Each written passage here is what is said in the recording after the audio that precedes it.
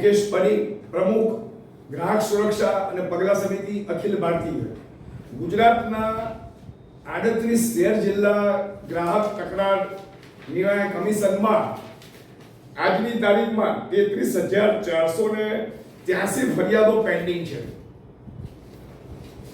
ગુજરાત રાજ્ય ગ્રાહક તકરાર નિવારણ કમિશન સ્ટેટ કમિશનમાં ફર્સ્ટ અપીલનો ભરાવો થયો છે અને ગુજરાતમાં 50 લાખથી વધુ અને 10 કરોડથી ઓછી રકમની ફરિયાદો સ્ટેટ કમિશનમાં દાખલ કરવામાં આવે છે। 4,500 થી વધુ ફર્સ્ટ અપીલો અને 640 ફરિયાદો સ્ટેટ કમિશનમાં પેન્ડિંગ છે।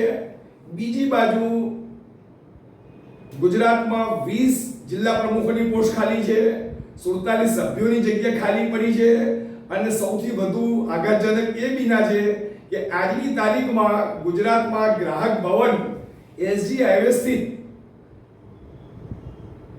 સરકારના સત્તાવાળાઓએ વિભાગે 30 હંગામી કર્મચારીઓને છૂટા કર્યા છે।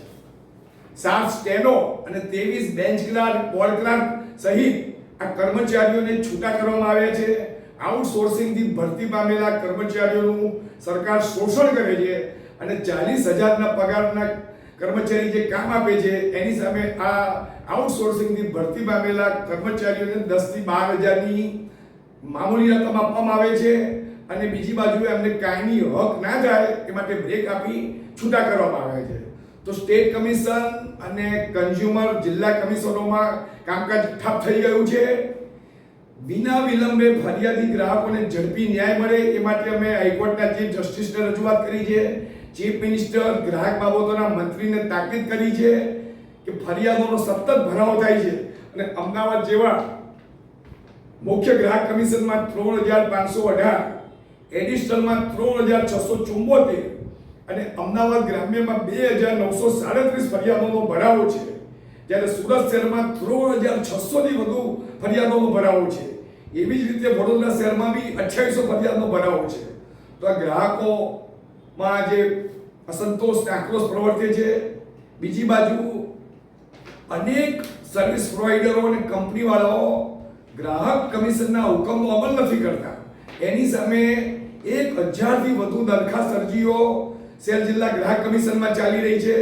અમદાવાદ શહેરના જ 3 ગ્રાહક કમિશનમાં 400 થી વધુ દરખાસ્ત અરજીઓ ચાલી રહી છે।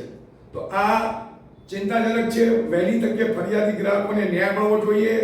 ફરિયાદોનો અને દરખાસ્ત અરજીઓનો સમયસર ઝડપી નિકાલ કરી ગ્રાહકોને ન્યાય આપવા ગ્રાહક સુરક્ષા અને પગલા સમિતિની માંગણી છે।